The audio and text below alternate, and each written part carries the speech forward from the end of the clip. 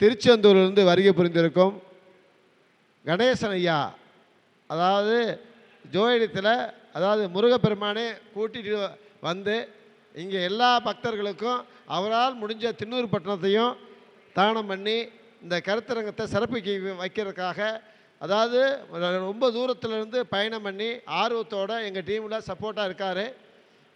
ஐயா ஒரு நாளைக்கு திருச்செந்தூரில் வைங்க ஐயா கருத்தரங்கம் அப்படின்னு சொல்லியிருக்காங்க. நாங்களும் வைக்கணும்னு சொல்லியிருக்கிறோம். ஆனால் அதுக்கான தொடர்பு இன்னும் பண்ண முடியாத சூழ்நிலையில் இருக்கிறோம். அது 25வது வெள்ளியிழா கருத்தத்துக்கு மேலே அப்படி ஒரு வாய்ப்பு கிடைச்சா திருச்செந்தூர்லையும் நடத்துவோம் அப்படின்ட்டு கூறி ஐயாவை பேச அழைக்கிறேன். வருக வருக என வாங்க.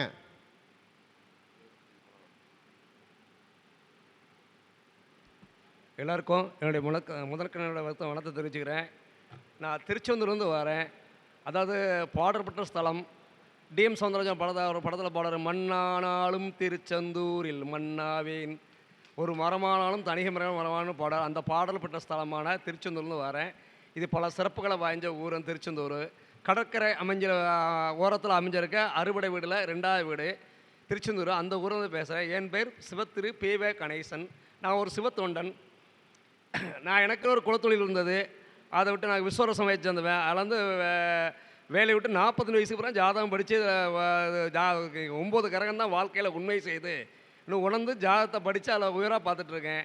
நான் ஜாதகம் படிக்க போனது ஒரு ஆணி மாதம் படிக்க போனேன். ஆவணி மாதம் உட்காந்து பார்க்க ஆரம்பிச்சிட்டேன். சித்திரை மாதம் ஆஃபீஸ் போட்டாச்சு. லைஃப்பில் டக்குன்னு செட்டில் ஆகிடுச்சு. ஏன்னா எனக்கு ஜாதகத்தை பற்றி கொஞ்சம் ஓரளவு தெரியும். அதனால் என்னோடய தொழிலை விட்டுட்டு வேறு தொழில் மாறும்போது இதை எடுக்க வேண்டிய சூழ்நிலை வந்துட்டு எனக்கு. இந்த ஜோடத்தை நான் கற்றுக்கிட்ட வந்து விருதுநகரில் இருக்க ஜாம்பவான் சுவாமிகளுடைய சீடன்னா அவர்கிட்ட தான் ஜாதகம் படித்தேன். எனக்கு தூண்டுகோல் வந்து அவர் தான். எனக்கு மானசீகமாக நிறைய குருநாதர்கள் இருக்காங்க. அவ்வளோத்தையும் வணங்கி கொண்டு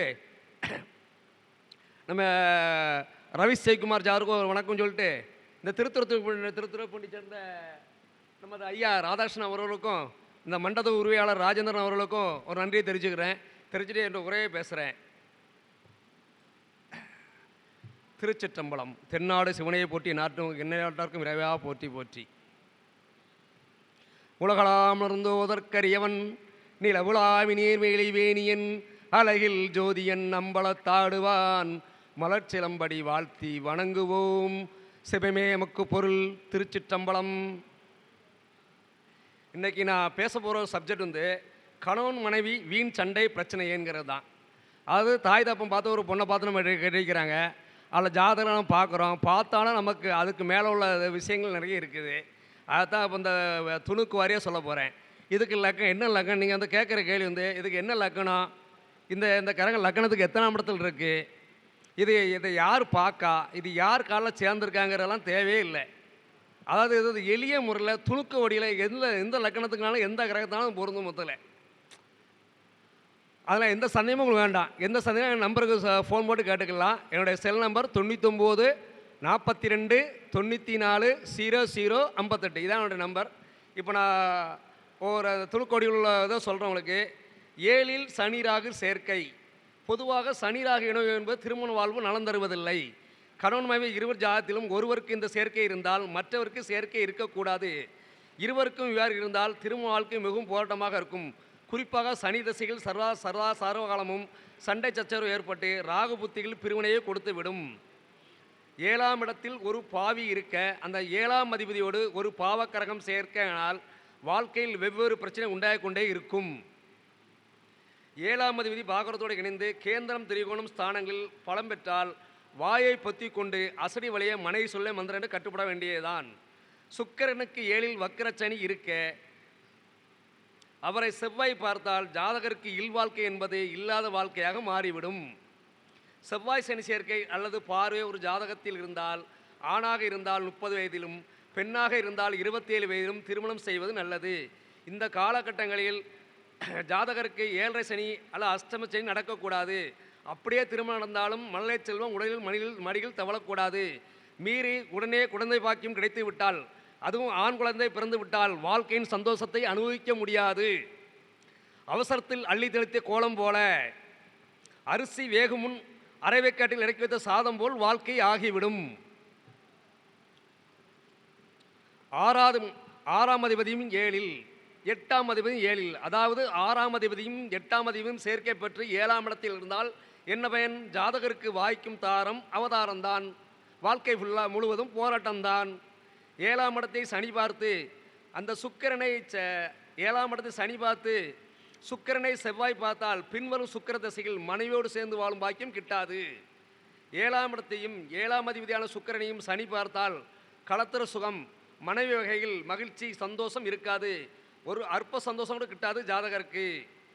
7ஆம் அதிபதி 5இல் இருந்தாலும் அல்லது 5ஆம் அதிபதி 7இல் இருந்தாலும் 7ஆம் அதிபதி 5இல் இருந்தாலும் அல்லது 5ஆம் அதிபதி 7இல் இருந்தாலும் மனைவி மக்கள் வரையில் நிம்மதி குறைவு என்பது ஒரு விதி.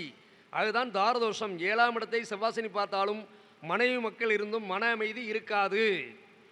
3ஆம் அதிபதி 1, 4, 7, 10 கேந்திரஸ்தானம் ஏறினால் மனைவிக்கு கணவனால் அல்லது கணவன் ஜாதத்தில் அப்படி இருந்தால் கணவனால் மனைவிக்கும் மன அமைதி கிடைக்காது. 3ஆம் அதிபதி 7இல் இருந்தால் ஜாதகருக்கு வாய்க்கும் மனைவி குணமற்றலாக இருப்பாள். குடும்பத்தில் அமைதிக்கு பதில் போராட்டமே மிகுந்திருக்கும். லக்னம் 7இல் ராகு இருப்பது மன வாழ்க்கையில் சிறு சிறு குழப்பங்களும் பிரச்சனையும் ஏற்படலாம். அதை அனுசரித்து தான் இல்வாழ்க்கையில் நடந்து கொள்ள வேண்டும். லக்னம் 2இல் 8இல் ராகு கேது இருக்க ராசிக்கோ லக்னத்திற்கோ 7இல் செவ்வாய் இருந்து சனி பார்த்தாலும் அல்லது 7இல் இருந்து சனி இருந்து செவ்வாயை பார்த்தாலும் 30 வயதுக்கு மேல் தான் திருமணம் முடிக்க வேண்டும். கண்டிப்பாக அதற்கு முன் நடந்தால் பிரிவினை பிரச்சனை விவாகரத்து ஆகிவிடலாம்.